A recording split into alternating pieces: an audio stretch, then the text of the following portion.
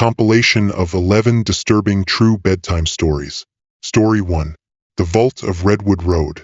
It was a typical fall night, with a full moon hanging in the sky like a lonely lamp illuminating Redwood Road. Michael, a writer in search of tranquility and inspiration for his next novel, was driving his sedan along the winding road, surrounded by the whisper of autumnal trees. The road, famous for its local stories and legends, seemed like a perfect setting for the gothic tales he loved to write. As the road took sharp bends through the forest, a figure emerged from the mist, a female figure dressed in white, with dark hair that fell to her waist. She held out a frail arm asking for a ride. Hesitant but moved by an inexplicable compassion, Michael stopped the car. "Where do you want to go?" he asked, trying to disguise the tremor in his voice. "It's not far, just to that house up ahead," she replied, in a voice that sounded more like a whisper, barely audible over the sound of the crickets. The journey continued in an almost sepulchral silence, with only the sound of tires rolling on gravel breaking the stillness. From time to time, Michael glanced in the rearview mirror to make sure she was still there, so still and silent that he could have mistaken her for a specter. After a few minutes, she asked him to stop in front of an old farmhouse, the exterior boards worn by time and the windows, fogged up and dirty, barely letting you see inside. "This is it. Thanks for bringing me," she said, sliding out of the car as if it were made of mist. Before Michael could offer help or say anything else, she had already disappeared in the direction of the house. Driven by an impulse, he got out of the car and followed her, only to find the front door swinging slightly on its hinges. He knocked on the door and an elderly woman answered after a few moments. Her face was marked by time and her eyes bore the weight of many sorrows. "Sorry to bother you, but did you see a young woman come in here? She got out of my car and walked towards your house," Michael explained, his heart beating at a frantic pace. "Oh dear," the lady began, a shaky sigh escaping her lips. "You must have seen my daughter, Marianne. She died in a terrible accident on this very road 20 years ago. Since then, on nights like this, she appears trying to find her way home. Many have seen her, but she never stays." The revelation left Michael freezing, the cold night air seeming to penetrate his bones. He looked around, half expecting to see Marianne's figure lurking in the shadows, but only the wind responded, moving the ancient trees. With a whispered thank you and a turbulent mind, Michael returned to his car. The lady's words, Marianne's appearance, all intertwined in his mind like the beginning of a story he knew he needed to tell. The journey back was filled with reflections on how sometimes stories meet writers, and not the other way around. When he got home, Michael rushed to his office, turned on his computer and began typing frantically. Marianne's story wouldn't just be a chapter, but the backbone of his new book, where the veil between the natural and the supernatural was thinner than ever. Story 2. The Emergency Call. On a quiet night in the Emergency Operations Center, Sarah, an experienced operator, was about to finish her shift when an unusual call caught her attention. The display showed a number that, strangely, had been listed as deactivated for years. However, the call was active and clear. "Please help me. Someone's trying to get into the house." A childish voice whimpered on the other end of the line, interspersed with the sound of desperate crying. Sarah quickly followed protocol, sending a police unit to the address registered for the number, while trying to keep the child calm and gather more information. "I'm in the closet. I hear them banging on the windows," the child whispered, the fear palpable in every word. When the police arrived on the scene, they found the house silent and apparently empty. The door was locked and there were no signs of forced entry. Inside the house, the only life was the television still on in the living room. There was no child. Sarah, confused and worried, asked for a more detailed search. The officers checked every corner of the house, including the cupboard the child claimed to be talking about, but found only old clothes and dusty toys. There were no recent signs of habitation. The house had been empty for months, following the death of the last resident, an elderly man with no next of kin. Back at the center, Sarah reviewed the recording of the call, noticing how the child's voice sounded distant and echoey, as if she wasn't speaking directly into the phone. Intrigued, she decided to investigate the history of the deactivated number. She discovered that it belonged to a family whose young daughter, Elisa, had tragically died in the house years ago, drowned in the bathtub during a robbery. Over the next few days, the story of the mysterious call spread through the emergency center. Older colleagues recalled Elisa's tragedy, commenting on how they had never caught those responsible for the robbery and subsequent death of the girl. Motivated by a mixture of duty and curiosity, Sarah, with the help of a retired detective who knew the case, decided to delve deeper. They went through old files, interviewed former neighbors, and reconstructed the events of that fateful night. With each step, Elisa's story became clearer, and the ghostly connection seemed less like a mistake and more like a message from beyond. After weeks of investigation, a new lead emerged, leading to the capture of a suspect who confessed not only to the robbery but also to Elisa's accidental death. The case was reopened and justice finally seemed possible. For Sarah, the mysterious connection remained an enigma. She could neither prove nor explain how Elisa's voice had crossed the barriers of time and technology to call for help. But deep down, Sarah felt that, somehow, Elisa had found a way to bring peace to her own unfinished story. The emergency call center was never the same again, and Sarah never forgot the night when a voice from the past called out through the silence, seeking justice. Story 3. The Corridor Portrait. When the Thompson family moved into their old mansion in the suburbs, they didn't expect their new home to carry such dark secrets. The mansion, an imposing two-story structure with a worn brick facade and windows that stared like tired eyes at the outside world, was bought at an auction of old properties. They knew it needed repairs, but the price outweighed any inconvenience. On the first night, while exploring the echoing corridors, they noticed an old portrait hanging on a wall in the main corridor. It was a faded oil painting of a stern-looking man dressed in Victorian clothes. The inscription on the plaque below the painting read, Reginald Archibald, 1854 to 1912. There was something unsettling about the portrait. The eyes seemed to follow whoever passed by, changing expression as the candlelight danced on the walls. As the days passed, the family began to notice changes in the portrait.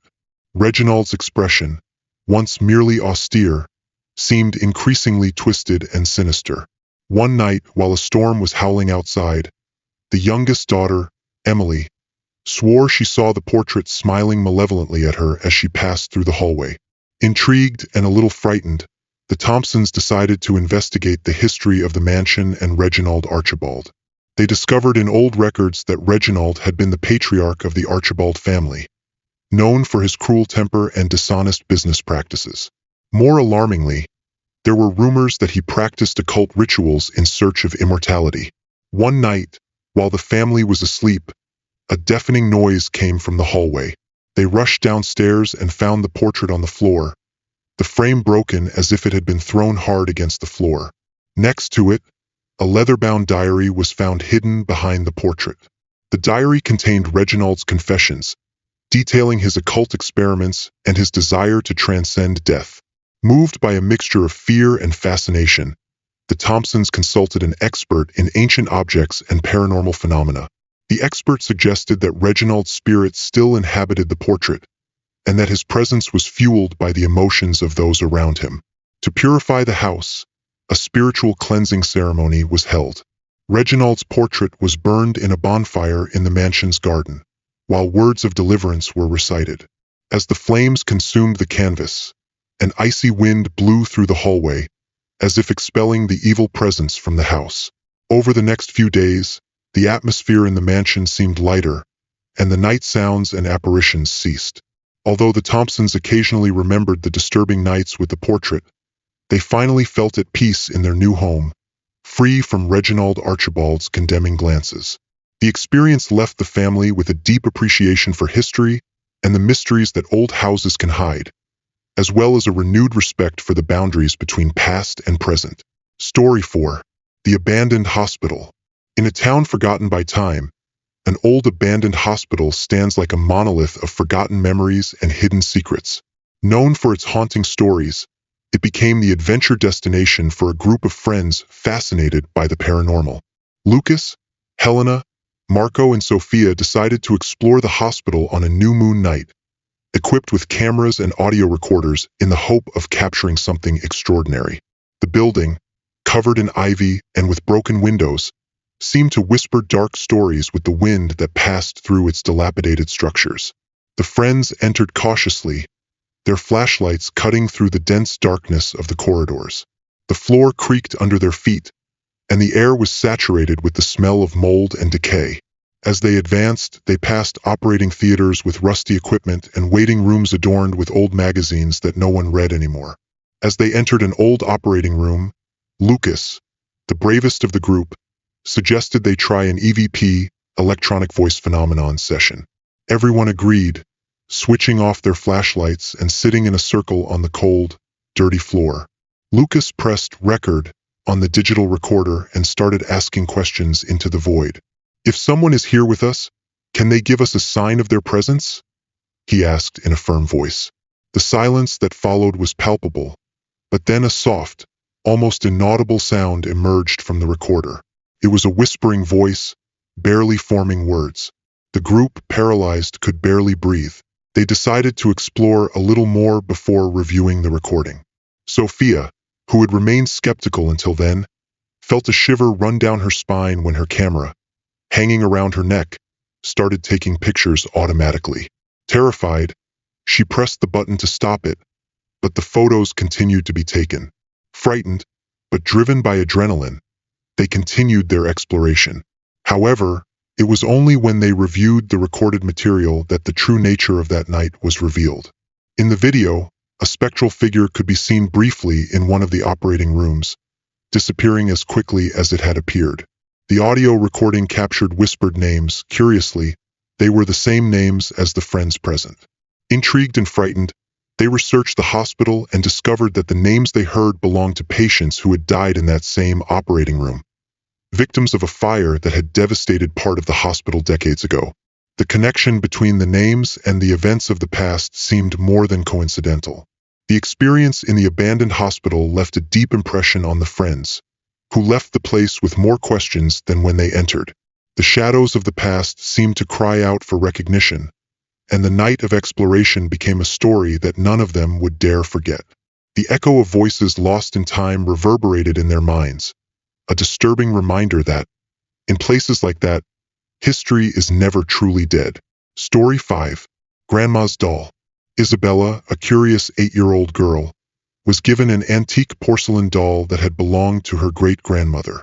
The doll, called Annabelle, had bright blue eyes and a lace dress from the Victorian era, presenting a nostalgic charm and delicate beauty. Despite her serene appearance, Annabelle hid secrets from a turbulent past. For the first few days, Isabella was delighted with her new companion. She put Annabelle in an armchair next to her bed, talking to her and reading her stories before going to sleep.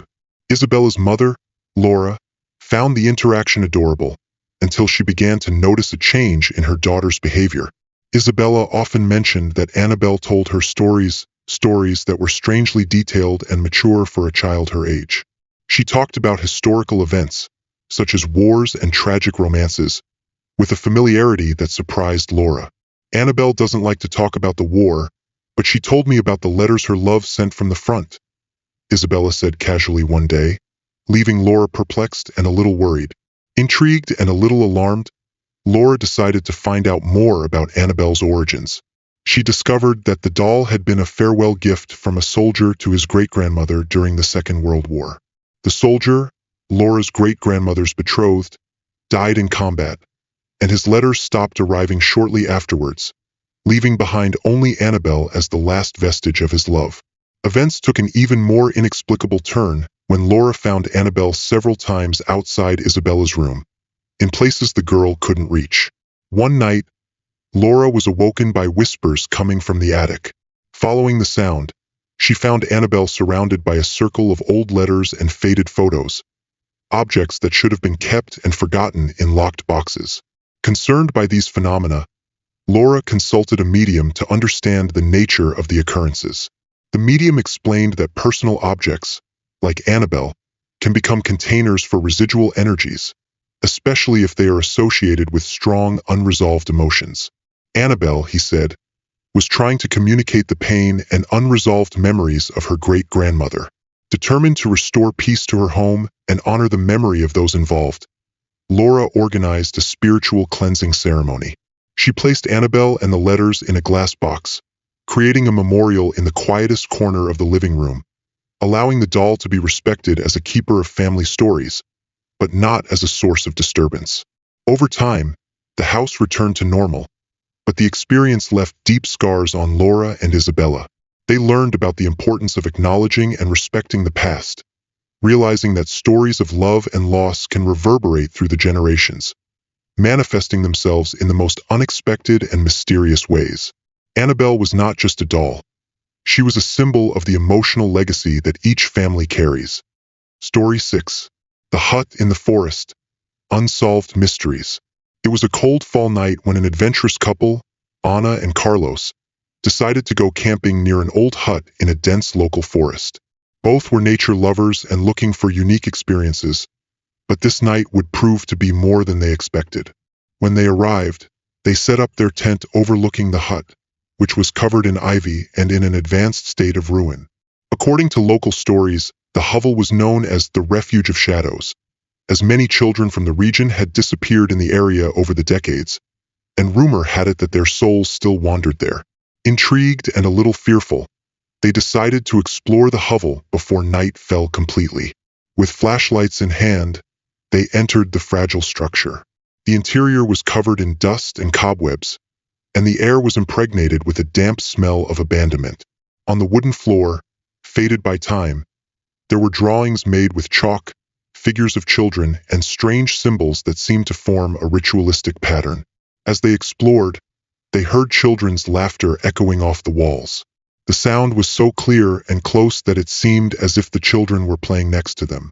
Carlos, trying to rationalize the situation, suggested that the sound could be the wind passing through cracks in the wood, but Anna wasn't so sure. The heavy atmosphere of the place filled their hearts with a growing unease. They then decided to record the moment with some photos. When they reviewed the images, they realized that in one of them, silhouettes of children appeared in the background, holding their hands as if they were forming a chain. There were no children with them, and the most disturbing thing was that the silhouettes were not visible while they were taking the photos. The night was drawing in and the cold was intensifying. Back in the tent, they tried to sleep, but were constantly disturbed by whispers and the sound of footsteps around the camp. At dawn, tired and frightened, they decided to leave as soon as possible. Before leaving, they found an old, partially decayed diary in the hut. The surviving pages told the story of a former resident of the hut, who believed that the spirits of the missing children were protecting the forest from intruders.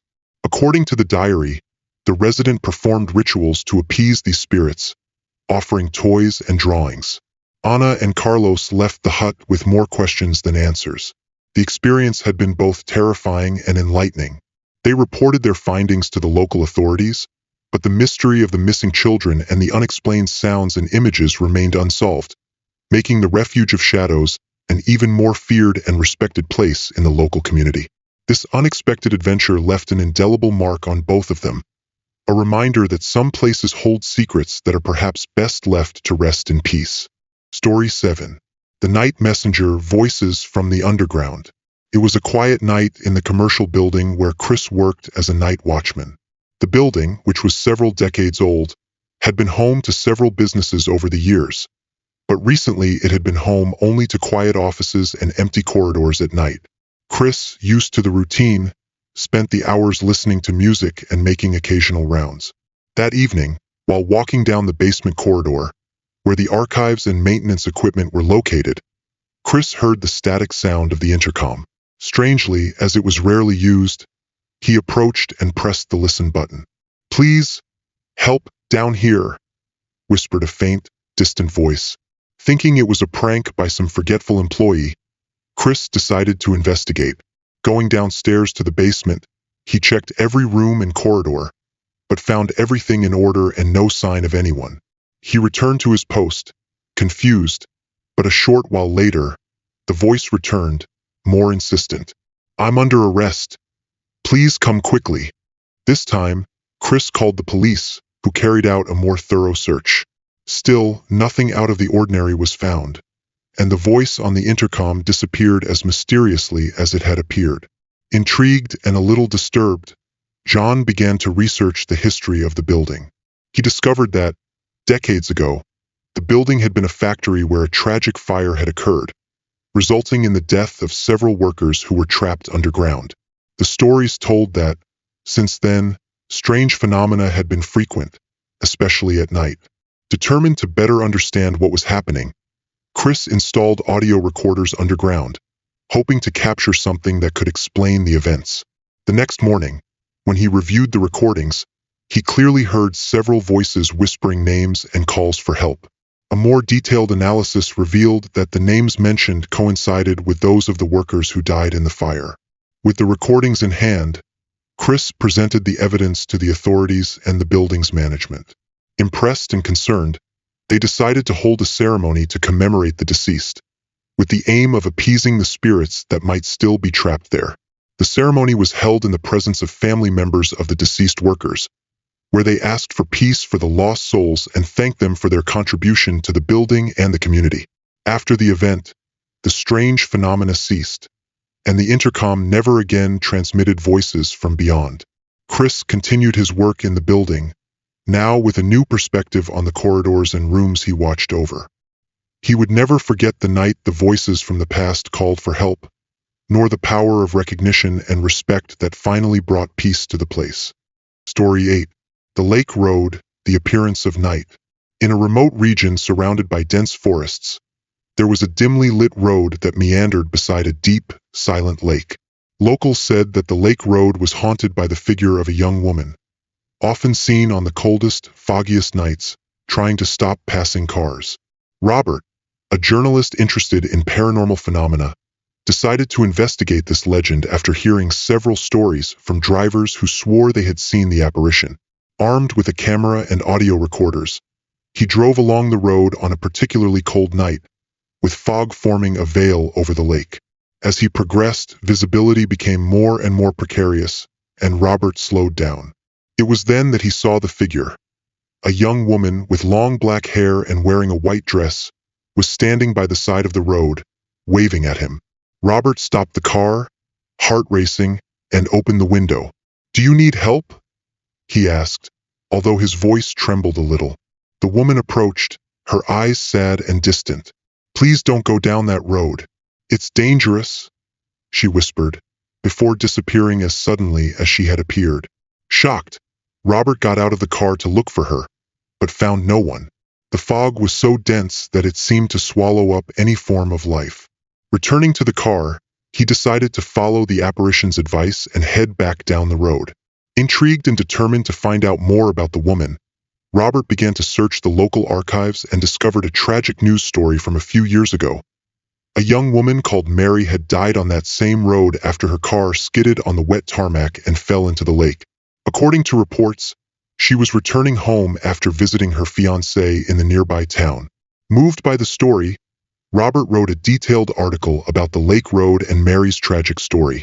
The article generated a wave of sympathy and led to a community mobilization to improve signage and safety on that road, in memory of Mary and as a warning to other drivers not to face the same fate. Since then, although Mary's figure is still seen occasionally, the reports are accompanied by a sense of warning, not terror. Residents and travelers in the area now know the story of the young woman who continues to look out for motorists along the lake road, ensuring that her tragedy is not forgotten and that others can travel safely. Story 9. Grandfather Clock, Echoes of Time. In the quiet town of Elderton, the Miller family inherited an old house that had been in the family for generations. The most intriguing item in the house was a large standing clock that had belonged to the family's great-grandfather, a well-known explorer and collector of rare artifacts. The clock, adorned with intricate carvings and mysterious symbols, hadn't worked for decades, but from the first night in the new house, it began to strike midnight, resounding with an icy melody that filled the dark corridors. Curious and a little frightened by the phenomenon, the Millers investigated the history of the clock. They discovered that it had been acquired by their great-grandfather on one of his trips to the Orient, where he had become involved with secret societies and hidden treasures. The melody the clock played at midnight seemed to be an auditory key, activating something within the very structure of the house. Determined to find out more, the Millers called in a watchmaker specializing in antiques to examine the mechanism. Opening the clock's back panel, the watchmaker found a hidden compartment containing a series of weathered letters, all written during turbulent periods of war. The letters detailed a secret pact between Miller's great-grandfather and an unknown man, promising to guard a hidden treasure in exchange for protection and secrecy. Each letter was coded, and the family spent weeks deciphering the messages, discovering clues to the location of the treasure hidden in the mansion itself. As they unraveled the mysteries, strange events began to occur. Objects moved of their own accord, fleeting shadows appeared in the corners of their eyes, and the melody of the clock seemed more and more intense and demanding. Finally, following the last instructions in the letters, the Millers found a secret passage behind the library, leading to a small underground room. Inside, there were ancient chests filled with gold coins, rare jewels and artifacts from ancient civilizations. But the real treasure was in a small carved wooden chest, containing an ancient manuscript that described his great-grandfather's life story, his travels, and the pacts he made to protect his family and his legacy. By bringing the forgotten past to light and honoring their great-grandfather's adventures and sacrifices, the Millers felt that the spirits trapped in the mansion and the clock had finally found peace. The clock still strikes midnight, but now its melody sounds more like a celebration than a reminder of forgotten obligations. The family decided to keep the mansion and turn it into a museum dedicated to their great-grandfather's life, preserving his memory and sharing the incredible stories that accompanied it. Story 10. The Deserted Station, the Ghost Train. Laura, a photographer with a passion for abandoned urban landscapes, has always been fascinated by the melancholy beauty of places forgotten by time. Her most recent expedition took her to a disused train station, hidden in the shadows of a dense forest, known as Wexford Station. This station, once a vital node in the rail network, had been closed after a tragedy in the 1930s and had since been the subject of local stories and legends. On arriving, Laura was impressed by the station's Gothic architecture, with its high arches and wrought iron details, all covered by nature's relentless advance. Equipped with her camera and an audio recorder, she began to explore, capturing images of the place where time seemed to have stood still. As she walked along the tracks now overgrown with vegetation, Laura began to hear a distant sound that gradually intensified, the sound of an approaching train. She knew this was impossible, as the tracks had not been used for over 50 years. Curious and a little afraid, Laura hid behind one of the platform's columns and waited, her camera ready. With a deafening roar and a high-pitched whistle, an old train appeared, cutting through the fog like a specter from the past. It was a steam locomotive with carriages that looked like they had come straight out of the 1930s. Through the windows, Laura could see passengers, men, women and children in period costumes, all with blank expressions and lost looks, as if they weren't really seeing the world around them. Laura, moved by a mixture of fascination and fear, began to photograph frantically. The train passed slowly and, as mysteriously as it had appeared, disappeared into the mist on the other side of the station. Reviewing the images on her camera, Laura noticed that although she could clearly see the passengers through the windows, the photos showed the carriages completely empty. Intrigued by the phenomenon, Laura decided to investigate the station's history. She discovered that the tragedy that had led to the station's closure involved a train, exactly like the one she saw. A collision caused by a faulty stop signal that resulted in the death of almost everyone on board. Laura's photos and her discoveries about the station aroused the interest of historians and paranormal enthusiasts. With the permission of the local authorities, she organized a photographic exhibition at the station itself, entitled Echoes from the Trail. The exhibition not only brought to light the forgotten history of the station, but also served as a memorial to the spirits of the passengers, who, as the photos suggested, were still making their last journey. Laura continued her explorations of forgotten places, but Wexford Station remained her most significant project, a reminder of the deep connection between history, memory, and the spirit world. Story 11. The picture in the library, Portraits of a Tragedy. Thomas, a writer in search of seclusion to complete his next novel, found the perfect retreat in an old mansion bought for a surprisingly low price. The property, known locally as Grayson Manor, was situated on the outskirts of a quiet village and was shrouded in rumors of hauntings and unsolved mysteries. At the heart of the mansion, an extensive library caught Thomas's eye. It was filled with old books, but what really captured his curiosity was a large painting hanging above the fireplace. The painting depicted a family dinner scene, with 7 people, a couple and 5 children, all smiling at the onlookers. However, Thomas noticed something peculiar. As the days went by, the expressions of the people in the painting seemed to change, acquiring an increasingly dark and troubled tone. Motivated by the strangeness of the phenomenon, Thomas began to investigate the history of the painting and the Grayson family. He discovered that the painting dated back to the early 20th century and depicted Edward Grayson, a prosperous industrialist, his wife, Clara, and their 5 children. Further research revealed a dark chapter in the family's history. They had all been poisoned during a dinner party, and the crime was never solved. Moved by a mixture of fascination and horror, Thomas searched the mansion for more clues. In a locked drawer of an old desk in the library itself, he found a diary belonging to Clara Grayson. The pages revealed details of her life, including suspicions of infidelity and family conspiracies, culminating in a vivid and terrifying description of the night of the poisoning. When confronted with the dark truths detailed in the diary, Thomas noticed an even more dramatic change in the painting.